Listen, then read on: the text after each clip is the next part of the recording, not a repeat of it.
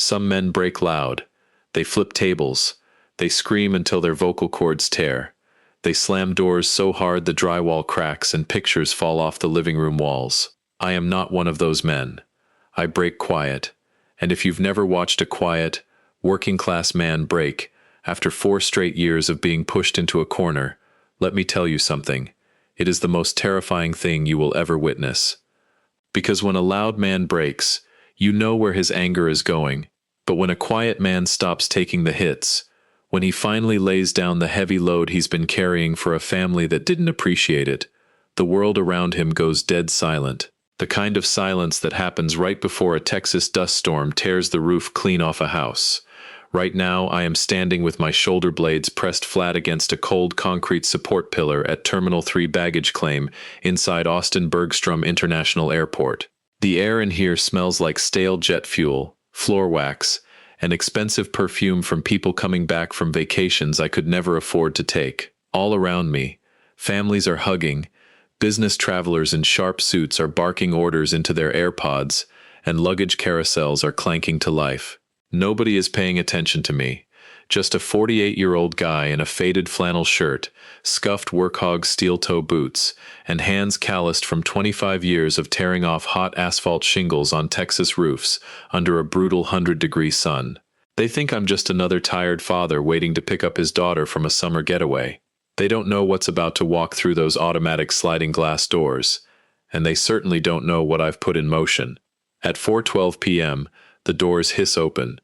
A blast of humid Central Texas heat cuts into the terminal, carrying the low roar of jet engines outside. And there she is, my 21-year-old daughter, Savannah. She walks out like she owns the place. Oversized Dior sunglasses perched on top of hair that looks like it cost $400 at a high-end salon. A cream-colored linen outfit that practically screams Miami luxury, and 3 glossy designer shopping bags from Bal Harbour dangle from her manicured fingers. She is laughing, that loud, carefree, completely unbothered laugh that I spent 4 years breaking my back to protect. Walking beside her is Chloe, her sorority sister, holding an iced matcha latte in one hand and her phone in the other. Savannah looks completely, uncomplicatedly happy, as if she didn't leave a trail of broken promises and a shattered home behind her 3 days ago. She doesn't even see the 2 plainclothes officers moving in smoothly from the side. Detective Miller and his partner step directly into her path, their badges flashing under the harsh fluorescent lights. Savannah Miller?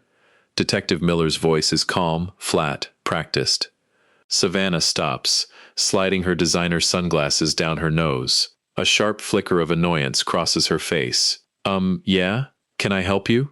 We're kind of in a hurry. Savannah Miller, you are under arrest for grand theft and pawn fraud under Texas Penal Code. Detective Miller interrupts, stepping behind her. Place your hands behind your back. The shift on her face is instantaneous. The smug confidence vanishes, replaced by pure, unadulterated terror. The glossy shopping bags slip from her fingers, hitting the terrazzo floor with a thud. Before her brain can process what is happening, the detective pulls her wrists together. The sharp, metallic click-clack of cold steel handcuffs locking into place echoes loudly over the noise of the baggage carousel. "Hey, what the hell are you doing?" Chloe shrieks, spilling her matcha. "You can't touch her. Do you know who she is?" "Ma'am, step back," the second officer warns. Savannah twists her neck around, her eyes wide with terror. "Dad? Dad?" She spots me standing against the concrete pillar 20 feet away. She looks at me, expecting her safety net. She expects the tired old man who always reaches into his wallet, swallows his pride, and fixes everything, so she never feels a second of pain. "Dad, tell them it's a mistake," she screams, her voice cracking. "Dad, please, tell them you gave it to me. Tell them I had permission." I don't move a single inch. I don't take my hands out of my canvas jacket pockets. I just stand there, watching her with a face as blank as a granite tombstone. That's when Chloe turns, locks eyes with me, and pulls out her phone. She taps the screen and instantly starts a TikTok live, shoving the camera toward my face before panning back to Savannah in handcuffs. "Look at this sick bastard," Chloe yells, her phone shaking as the viewer count skyrockets. "Look at her father. He's standing right there doing nothing while the cops drag his daughter away. He set her up.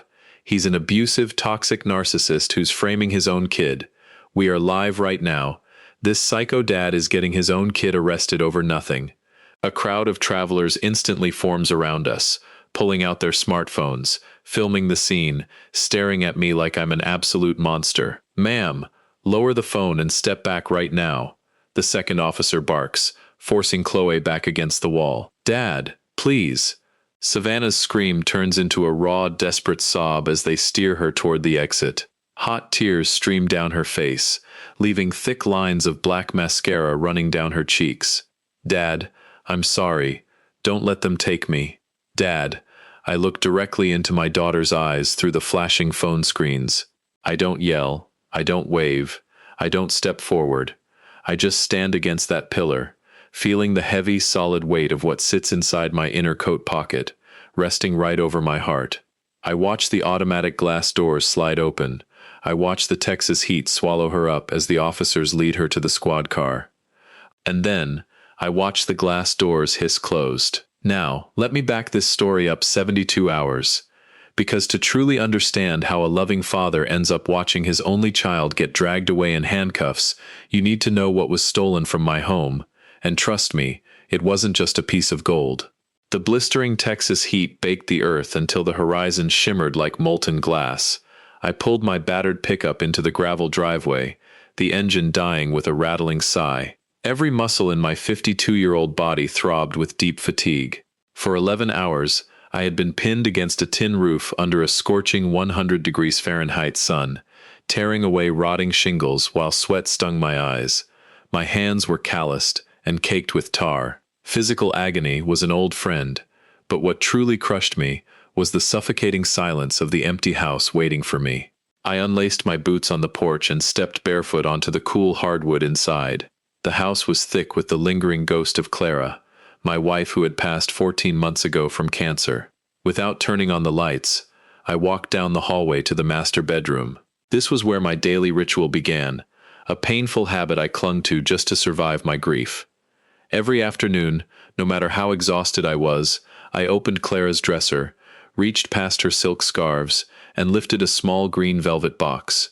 Inside rested her grandfather's vintage Rolex, a piece of steel and sapphire glass Clara wore until her final days. Touching that cool metal was the only thing that convinced me she had ever existed. I reached into the drawer, my rough fingers searching for the velvet box. But as my hand closed around it, a cold fear shot up my spine. The box felt impossibly, terrifyingly light. My breath hitched. I pulled the emerald box into the pale light. My hands trembled as I flipped open the clasp. The interior was completely empty. The indentation where the watch had rested for decades was fresh, but Clara's memory was gone. Panic seized my chest. I tore through the drawer, scattering scarves and old letters. "No, no, please," I whispered, my voice cracking. I dropped to my knees, searching under the bed and in the closet. A break-in? Nothing else was touched, and the doors were locked. Then, a sickening truth settled in my stomach like lead. There was only one other person who had a key. Only one person capable of violating Clara's memory like this. I pushed myself up, my knees popping. I pulled out my phone and dialed Savannah. The line rang 3 times before picking up, instantly blasting a deafening wall of sound, a heavy EDM track, screaming voices, and the splash of a Miami pool party. "Savannah?"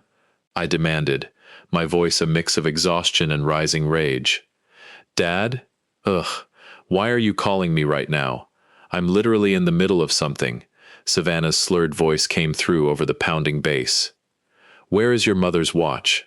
I asked, omitting any greeting, my tone dropping to a dangerous rumble. Savannah let out a dramatic sigh. "Oh my God, Dad. Are you seriously calling to freak out over a stupid watch? Where is it?" I tightened my fist around the empty box.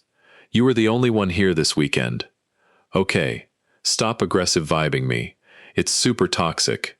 Savannah snapped back with pure condescension. "It's literally just a material object, Dad. Mom is dead. She doesn't need a watch in the afterlife. She would want me to live my best life. Stop projecting your trauma on me." I felt as though I had been hit with an iron pipe. That watch belonged to your grandfather, Savannah. It was the last thing your mother— Yeah, sad story. Heard it 1,000,000 times, she interrupted glibly. It was sitting in a drawer. I took it to South Beach to fund my life. Be happy I'm actually living my youth. You sold your mother's memory for a party? My voice shook with fury. Bring it back right now. Savannah laughed mockingly. Oh please, I'm an adult. And honestly, check your bank account. I froze, my blood running cold. What did you do? I took that backup credit card from your desk, Savannah said casually. I used it to book a VIP suite at South Beach for $1,500. Consider it late back pay for the upbringing money you owe me. You owe me this. Savannah. That money is for the house payment. I worked 60 hours this week. I don't care. Stop being financially abusive and let me thrive. Savannah screamed over the music. Don't call me unless you're ready to apologize. The line went dead. I stood alone in the dim bedroom, holding the empty box. Outside, the Texas sun was setting, casting blood-red shadows. My exhaustion vanished, replaced by a cold, deadly clarity. The grieving man died right then and there. I snapped the box shut, tossed it onto the bed, and walked out, my steps heavy and resolute. The silence following the sharp click of the dead call was heavier than the Texas heat. I stood motionless in the fading light of the master bedroom, the empty green box resting in my calloused, tar-stained palm. For 4 agonizing years, I had lived in this quiet nightmare, systematically allowing myself to be reduced to nothing more than a ghost in my own house. Looking back, I could pinpoint the exact moment my strength had drained away, replaced by an irrational, crippling fear that transformed me from a proud, firm father into a desperate doormat. It had begun with Clara's brutal 14-month battle against stage 4 cancer. Before her diagnosis, I had been a traditional, disciplined man, a strict father who believed in responsibility, hard work, and clear boundaries. But watching the love of my life wither away had shattered something fundamental inside my chest. On her deathbed, Clara had gripped my hand with her frail fingers and whispered her final wish. Promise me you'll take care of Savannah, Hank. She's fragile. Don't let her fall apart. When Clara took her last breath, the sudden void broke my spirit.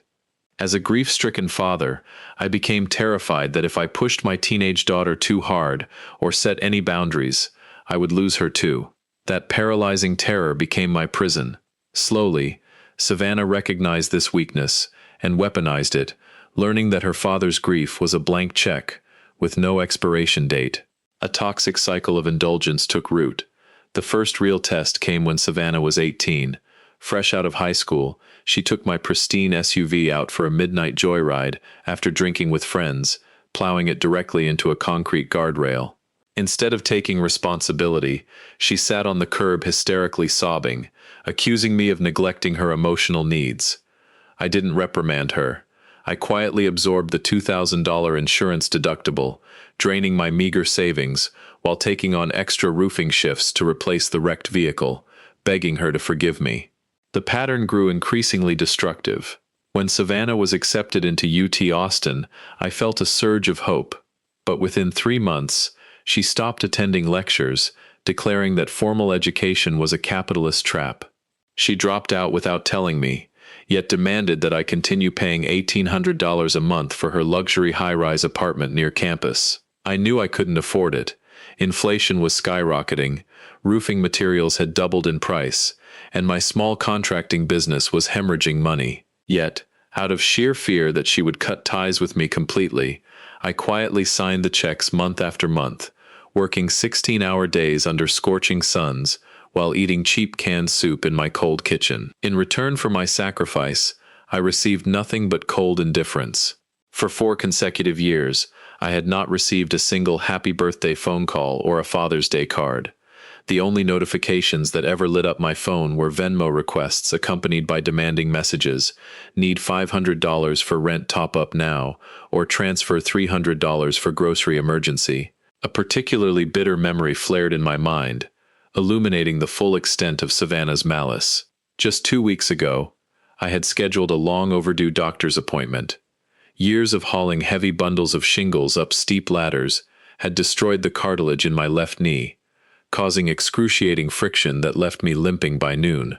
I was sitting on the examination table, waiting for the surgeon, when Savannah called.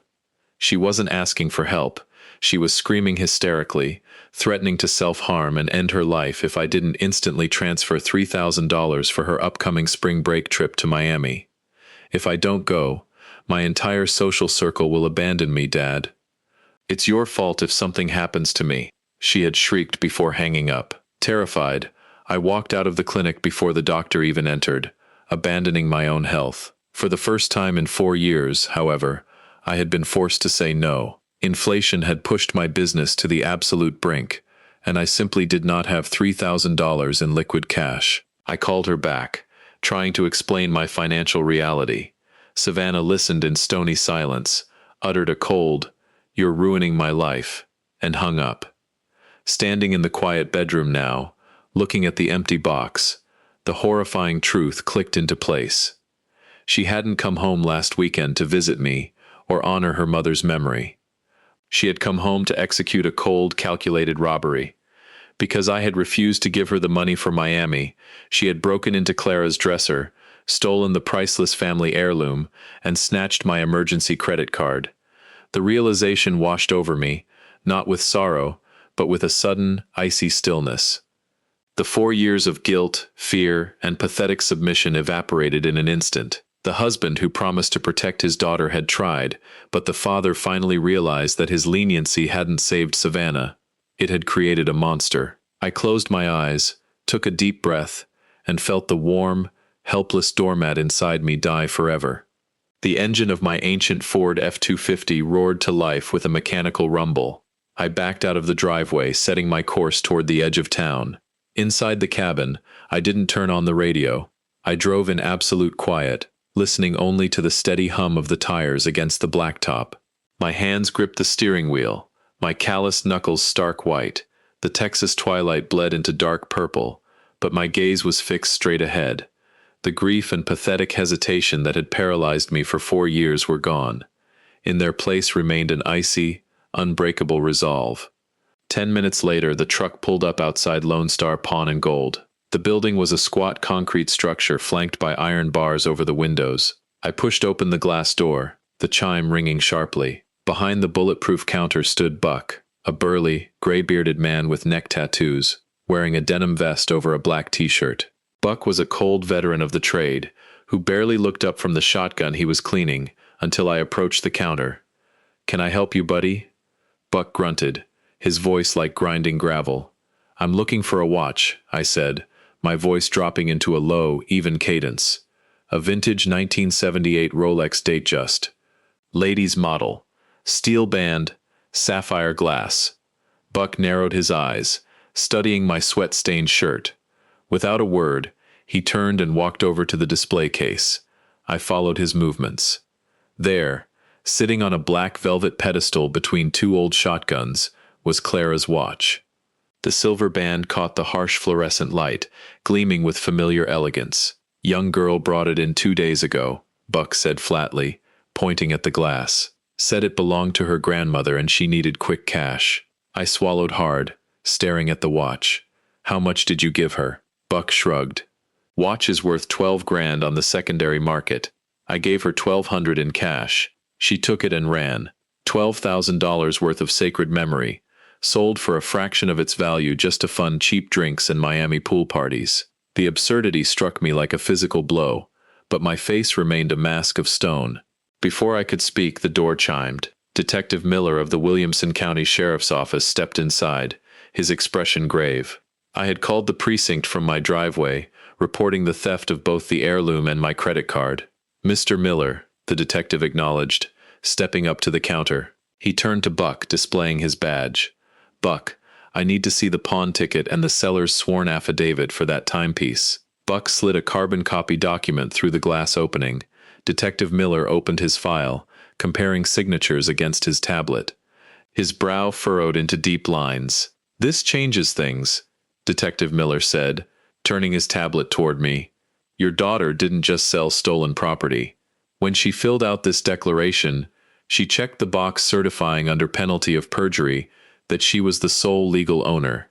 That constitutes a false sworn statement, which is pawn fraud. Detective Miller tapped the screen. Combined with the watch's value exceeding $10,000 and the grand theft of your credit card, we are looking at multiple felony charges. This carries a mandatory sentence of up to 5 years in state prison. The detective paused, searching my tired face. He pulled out an arrest warrant form, attaching it to a clipboard. I have a squad unit stationed outside Austin Airport right now, Detective Miller stated. She's scheduled to land back from Miami in 2 hours, but I need to ask you one last time. Mr. Miller, if I sign this warrant for Austin Airport, she will be a convicted felon before she turns 22. Are you 100% sure? The silence stretched. Buck stopped cleaning his gun, watching me with a quiet gaze. I slowly reached through the glass. I picked up Clara's watch, feeling the cold steel against my palm. I turned it over. Scratched delicately into the stainless steel backplate was the faint inscription from 30 years ago. Clara, love always. I stroked the inscription with my thumb, remembering the woman who had loved me and the monster our leniency had birthed. I realized that saving Savannah from consequences wouldn't save her at all. It would only finish destroying what was left of my soul. I placed the watch into my shirt pocket, over my heart. I looked Detective Miller dead in the eye, my voice cold and steady. Process the warrant. A few hours after watching her get hauled away at the airport, I sat in the silent cab of my truck parked across from the Williamson County Sheriff's Department. The harsh fluorescent glow of the station cut through the dark Texas night. Inside the F-250, I was enveloped in shadow. I pulled out my phone, my thumb hovering over Savannah's public Instagram profile. The screen illuminated my weathered face. Posted 3 hours ago was a photo of Savannah, standing at the bow of a luxury yacht in Biscayne Bay, Miami. She was laughing, holding a glass of champagne, wearing designer sunglasses bought with my stolen credit card. The caption read, "Healing my inner child. No bad vibes allowed."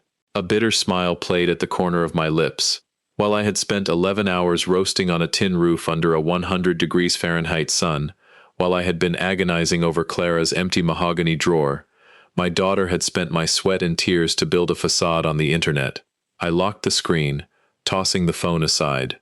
The quiet grief that used to consume me was gone, replaced by an unwavering calmness. I closed my eyes and waited. At 4 a.m., the quiet inside the cab was shattered by the buzzing ringtone of my phone. The caller ID displayed an automated alert. Collect call from Williamson County Detention Center. I picked up the phone, pressed it to my ear, and accepted the charges. "Dad? Dad? Oh my God, Dad, please answer me!" The voice blasting through the receiver bore no resemblance to the arrogant girl who had sneered at me hours ago. Savannah's voice was completely shattered, raw, hysterical, and punctuated by ragged sobs. The background noise was a chilling mix of clanging steel bars, echoey concrete hallways, and the distant shouting of guards and distressed inmates. "Dad, you have to get me out of here. Please," she shrieked, her breath coming in erratic gasps. The police grabbed me right off the plane at the airport. They put handcuffs on me in front of everyone. Everyone was filming me. They locked me in a cell with terrifying women, and the guards took all my stuff. The floor is freezing cold, and it smells like bleach and vomit. I haven't slept. I haven't eaten. Please come bail me out right now. I listened in silence, resting my arm against the steering wheel. I didn't interrupt her panic. "Dad, listen to me." Savannah sobbed hysterically. "The officer said it's a felony. They're talking about pawn fraud and grand theft. They said I could go to state prison. You have to tell them it was a misunderstanding. Call Detective Miller right now and tell him you gave me permission to take Mom's watch. Tell them you let me borrow the credit card. Please, Dad. If you don't do this, my life is completely ruined." I took a slow, deep breath, my chest rising and falling evenly in the quiet cab. When I spoke, my voice was low, steady, and heavier than stone. "No, Savannah." "What?" Savannah gasped, her voice cracking into a high-pitched scream of shock. "Dad, what are you saying? You're my father. You have to save me." "For 4 years, I was being a coward," I said, each word cold and clear. "After your mother died, I was so terrified of losing you that I enabled you into a monster. I paid your bills, took the blame for your mistakes, and buried my dignity. But my weakness didn't protect you. It built a monster who sold her own mother's memory for a pool party. Dad, please, I'm sorry, she wailed, her weeping wilder. I'll give the money back. I'll do whatever you want. You're not sorry you stole the watch, Savannah. You're just terrified of the concrete floor, I replied, my tone devoid of anger, filled only with absolute finality. I love you enough to let you feel the cold concrete floor tonight. You are going to face the law, and you are going to learn what your choices cost. Before she could scream again, I ended the call and switched my phone to silent. What Savannah did not know yet, locked inside her holding cell, was that her glamorous world had already completely disintegrated. The moment the news of her high-profile felony arrest broke, her sorority sisters, Chloe and Jenna, reacted with swift, cold-blooded efficiency.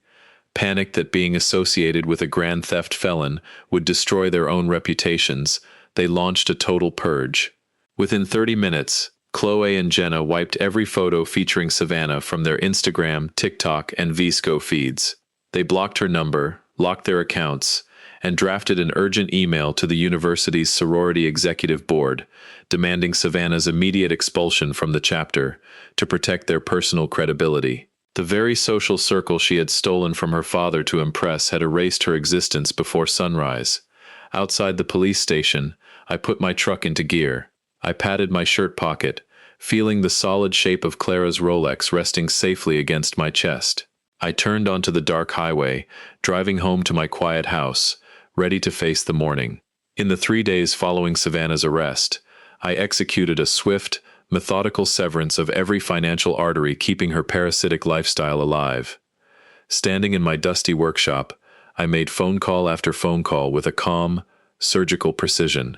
First, I contacted the management office of her luxury high-rise apartment near UT Austin, officially terminating the lease agreement I had co-signed and forfeiting the security deposit to break the contract immediately. Next, I called the auto dealership, instructing them to repossess the sedan registered in my name that Savannah drove around town. By noon, I had canceled all secondary credit cards, terminated her line on my mobile phone plan, and frozen every joint account associated with her name. Finally, I spent my entire afternoon replacing every single deadbolt and door handle on my home in Round Rock, Texas, installing heavy-duty brass locks.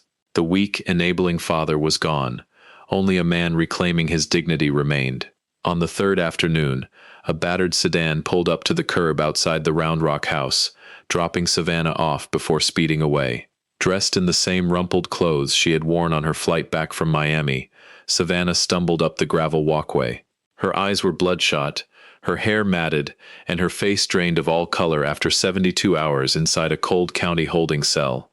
The arrogant, condescending girl who had mocked her father over loud EDM beats was entirely shattered.